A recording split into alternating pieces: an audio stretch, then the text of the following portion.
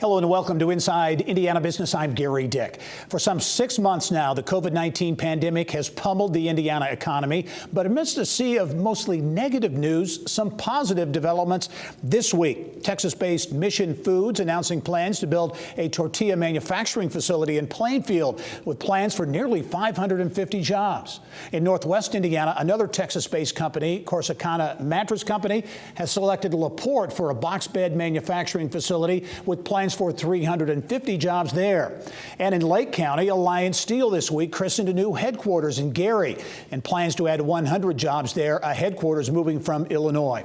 Indiana Secretary of Commerce Jim Schellinger joins us now with more on these new developments and what might be next. And Jim, as always, welcome to the program. Thank you, Gary. It's always good to be with you. Okay, we'll talk about those developments in a moment, but obviously the pandemic has impacted all industries in all states around the country. Your take, your assessment on economic development in 2020, given the pandemic?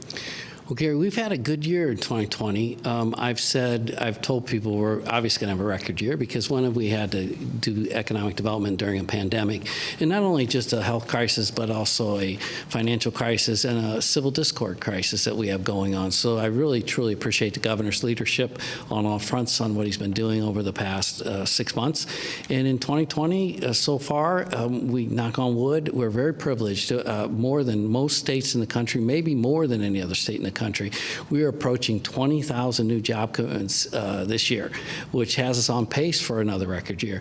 We have got over $2.7 billion in capital investment this year so far, and the wages are over $27. So it's really good news for Indiana as a whole, and we're really proud of that. 168 projects, and that's a good start for us to, or a good place to be as we come down the home stretch, even if we don't have fans. Yeah, right. And you know, an indication that the companies obviously are making decisions for 3-5 years down the road and need to make those decisions. Big jobs announcements, as I mentioned this week, Mission Foods in Plainfield, 550 jobs, Corsicana Mattress Company, 350 in La Porte. These are some deals with big jobs numbers. Big numbers, and we've got in our pipeline today, we track our top 25 relentlessly, because usually by then we've already given them a deal, put it into paper.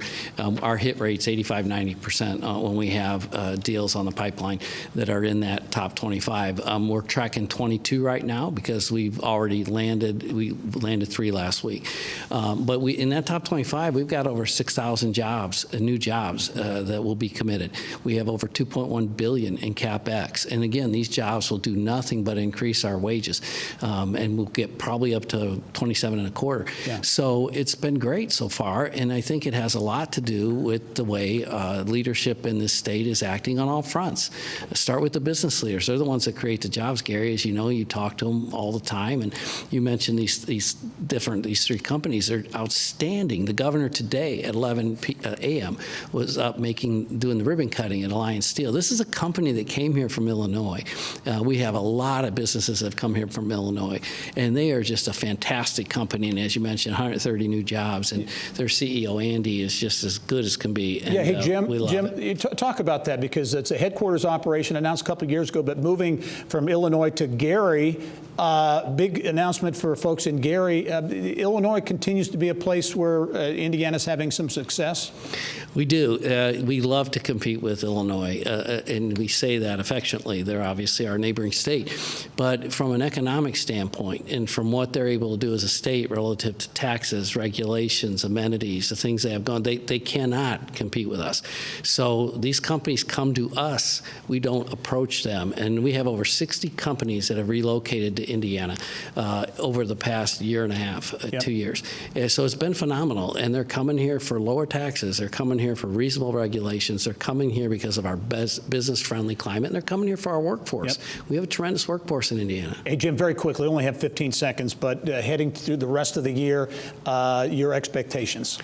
Well, we've had the 168 projects, Gary. We've only announced about 69 of them, or actually 49. 20 are in the works, either by a press release release or an in-person press conference.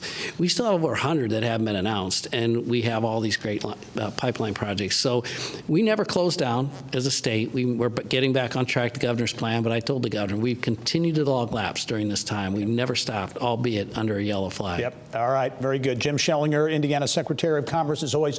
Thank you for joining us. We look forward to seeing you soon. Thank you, Gary. All right.